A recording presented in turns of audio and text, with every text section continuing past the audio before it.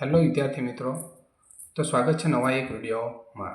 હવે જો આની અંદર શું છે, ત્રિકોણ PQRમાં ક્યુ ખૂણો કેવો છે 90 ડિગ્રીનો, બરાબર. ક્યુ 90 થઈ ગયો. હવે જો આપણે શું કરીશું તો કે પાયથાગોરસ પ્રમેય ડાયરેક્ટ યુઝ કરવો પડશે.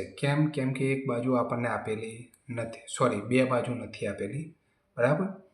એકની કિંમત કેવી આપેલી છે તો કે ડિફરન્ટ રીતના. એક આપી છે PQ બરાબર 5, તો PQ બરાબર 5 થઈ ગયો. અને એક આપી છે PR વત્તા QR, એમ કે છે કે કર્ણ વત્તા એની જોડીની લંબાઈ RQ, એનો સરવાળો 25 છે. તો એના ઉપરથી આપણે સૂત્ર બનાવવું પડશે. કોઈ એકના સૂત્રનો કરતાં બનાવીશું. એટલે શું થશે તો કે જ્યારે પાયથાગોરસ પ્રમેય એપ્લાય કરીશું તો એમાંથી શું થશે તો કે કોઈ એકની કિંમત મળી જશે.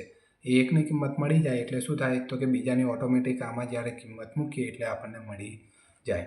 તો શું થાય, PRનું સ્ક્વેર બરાબર PQ સ્ક્વેર વત્તા RQ સ્ક્વેર.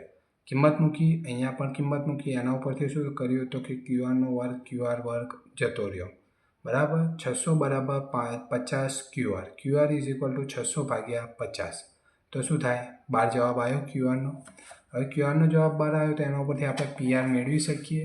તો PR is equal to 25 minus 12 બરાબર 13. હવે જો sine P is equal to સામેની બાજુ ભાગ્યા કર્ણ RQ અપોન RP બરાબર 12/13. cos P is equal to પાસેની બાજુ ભાગ્યા કર્ણ is equal to PQ upon RP બરાબર 5/13.